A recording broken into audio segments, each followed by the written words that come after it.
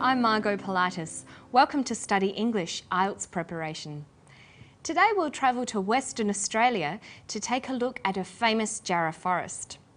And while we're there, we'll learn about words that we use to describe spatial relationships, where things are in relation to one another. Later on, we'll listen to a few proverbs. But first, here's the Western Australian Jarrah Forest. Our Jarrah Forest is our reference point. It's our library of information. This is our baseline. This is what we had before we mined. I think some of the outward signs are showing us that it's quite healthy. The proof in the pudding is not you and I sitting here today, but the proof of the pudding might be in 10 years' time, 20 years' time, and whether this forest is flourishing for our children and grandchildren. So far, so good. Dr. Bowger knows a lot about the forest. In the clip, he spent a lot of time describing where things are. When you're describing where things are, it's important to be precise and accurate in your description. You need to think about how you're going to order the description.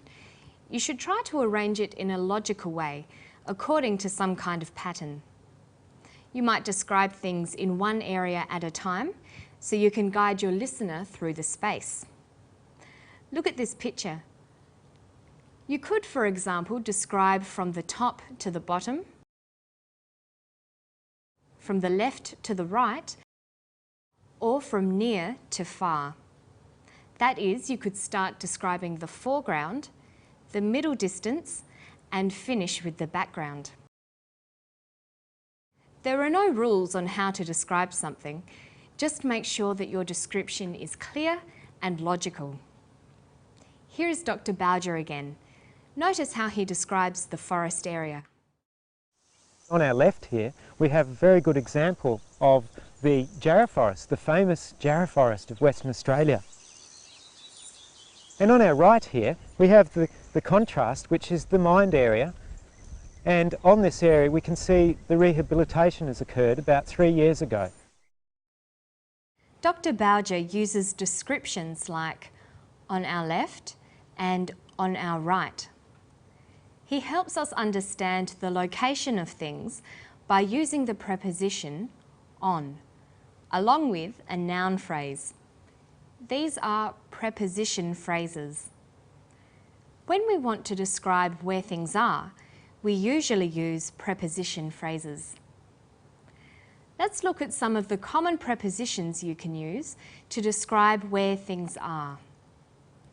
Above, below, beside or next to, in front of, behind, on the right, on the left, on top of or over, under, between, or even surrounded by. Let's listen to Dr. Bowger once more. As well as using these prepositions, he uses another word to show exactly where things are. Can you hear it? On our left here, we have a very good example of the Jarrah Forest, the famous Jarrah Forest of Western Australia. And on our right here, we have the contrast, which is the mined area. And on this area, we can see the rehabilitation has occurred about 3 years ago. He says, on our left here, on our right here. Here is an adverb. We can use adverbs to help us describe spatial relationships, where things are. The two most useful ones are here and there. Or you can use other adverbs of place, like somewhere, anywhere, everywhere, and nowhere. In today's clip, Dr. Bowger is not just telling us where things are, he's also trying to compare the different areas. If you're trying to compare two or more things, a good description needs a starting point. What's Dr. Bowger's starting point? Our Jarrah Forest is our reference point. It's our library of information. This is our baseline. This is what we had before we mined. His starting point is the Jarrah Forest. He calls it his reference point, his baseline. He means that he can compare other landscapes to this particular Jarrah Forest. Okay, so we've looked at some words you can use to describe spatial relationships in a description. If you need more help, just go to our website. Learning new words is an ongoing process. It's good to learn words in phrases because they are used in a certain way. Sometimes we come across more unusual groups of words. Listen to the clip and see if you can hear an unusual expression. On our left here, we have a very good example of the Jarrah Forest, the famous Jarrah Forest of Western Australia. And on our right here, we have the contrast, which is the mined area. And on this area, we can see the rehabilitation has occurred about 3 years ago. This is world's best practice. Our Jarrah Forest is our reference point. It's our library of information. This is our baseline. This is what we had before we mined. I think some of the outward signs are showing us that it's quite healthy. The proof in the pudding is not you and I sitting here today, but the proof of the pudding might be in 10 years' time, 20 years' time, and whether this forest is flourishing for our children and grandchildren. So far, so good. Dr. Bowger says, the proof of the pudding. The full saying is, the proof of the pudding is in the eating. Can you guess what that means? The proof of the pudding is in the eating. A pudding is a soft, sweet dessert. The saying says that you can't tell if the pudding is good until you taste it. It means that you can only judge the quality of something after it has been tested or experienced over time.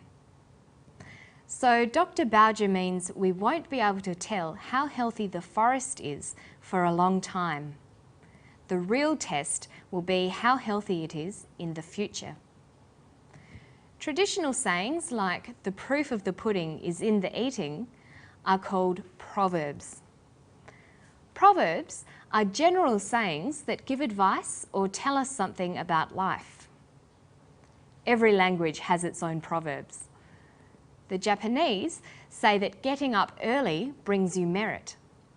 But in English, we say that the early bird catches the worm.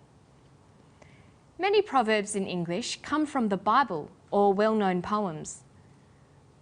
Because proverbs are well-known sayings, they aren't always quoted in full.